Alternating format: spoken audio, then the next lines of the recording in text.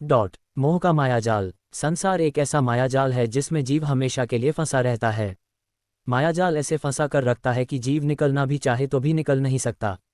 संसार की चकाचौंध में जीव आंखें मूंद कर हमेशा के लिए संसार के विषय वासनाओं में ही अपना जीवन व्यर्थ गंवा देता है, जिसका दुष्परिणाम मरने के बाद जीव को भोगना पड़ता है। जीव की आंख तब खुलती है जब मृत्यु जीव के सामने आ खड़ी होती है। मायाजाल मतलब संसारिक संबंधी संसारिक विषय भोग, इनमें ही अपना जीवन व्यर्थ गंवा देता है।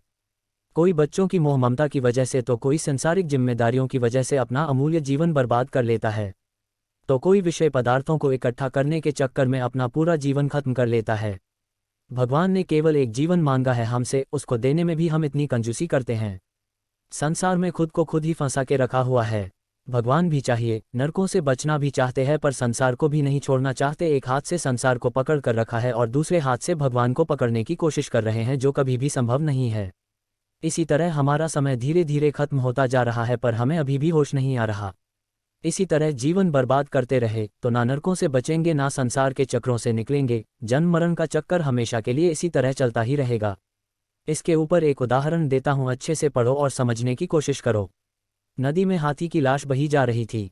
एक कौवे ने लाश देखी तो प्रसन्न हो उठा, तुरंत उस पर जा बैठा। जितना चाहा मांस खाया, नदी का जल पिया। उस लाश पर इधर उधर फुदकते हुए कौवे ने परम तृप्ति की डकार ली। वह सोचने लगा, आहा, ये तो अत्यंत सुंदर यान है, यहाँ भोजन और जल की भी कमी नहीं, फिर इसे छोड़कर अन्यत्र क्यों भटकता फिरूं। कौवा नदी के साथ बहने वाली उस लाश के ऊपर कई दिनों तक रमता रहा। भूख लगने पर वह लाश को नोचकर खा लेता, प्यास लगने पर नदी का पानी पी लेता। अगाध जलराशि, उसका तेज प्रवाह, किनारे पर दूर दूर तक फैले प्रकृति के मनोहारी दृश्य, इन्हें देख देख कर वह विभोर होता रहा।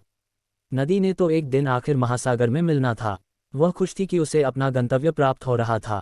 सागर से मिलना ही उसका चरम लक्ष्य था, किंतु उस दिन लक्ष्यहीन कौवे की बड़ी दुर्गति हुई।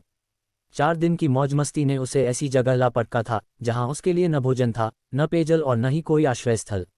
सब और सीमाहीन अनंत खारी जलराशि तरंगायमान हो रही थी। कौवा थका हारा और भूखा प्यासा कुछ दिन तक तो चारों दिशाओं में पंख फड़फड़ाता रहा, अपनी बाकी टेढ़ी उड़ानों से झूठा रौब जमाता रहा, किंतु महासागर का कोई और छोर उसे कहीं नजर नहीं आया। आखिरकार थककर, दुख से कातर होकर वह सागर की उन्हीं गगनचुंबी लहरों में गिर गया और एक विशाल मगरमच्छ उसे निगल गया। शारीरिक सुखों में लिप्त मनुष्यों की गति भी उस कौवे की तरह होती है, जो आहार और आश्रय को ही परम गति मानते हैं और अंत में अनंत संसार रूपी सागर में समा जाते हैं।